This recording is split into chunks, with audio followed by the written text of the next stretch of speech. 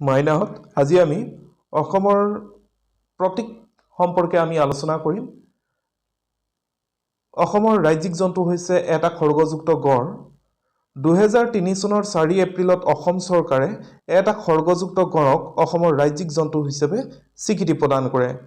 অসমৰ ৰাজ্যিক ফুল হৈছে হিয়াল নেজীয়া কপৌ ফুল আৰু অসম চৰকাৰে 2003 চনৰ 4 এপ্ৰিল তাৰিখে হিয়াল নেজীয়া কপৌ ফুলক অসমৰ ৰাজ্যিক ফুল ৰূপে স্বীকৃতি প্ৰদান কৰে।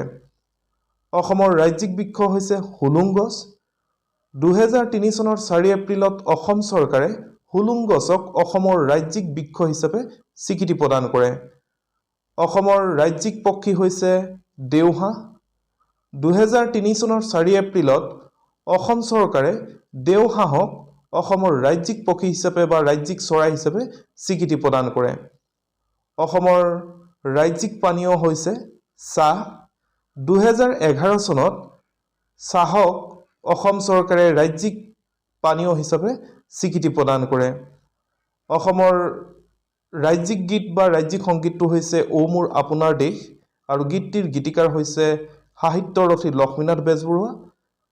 2013 চনৰ 18 নৱেম্বৰত অসম চৰকাৰে ঔ মোৰ আপোনাৰ দেশ গীতটোক অসমৰ ৰাজ্যিক গীত বা অসমৰ ৰাজ্যিক সংগীত ৰূপে স্বীকৃতি প্ৰদান কৰে।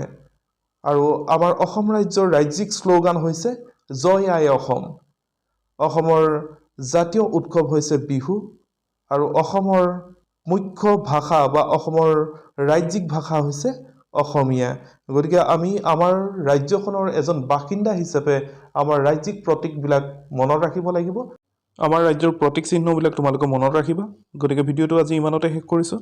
আৰু যদি ভিডিঅ'টো ভাল পালা লাইক এটা আৰু চেনেলটো যদি ছাবস্ক্ৰাইব কৰা নাই তেন্তে কৰি দিবা। আজিলৈ বাই।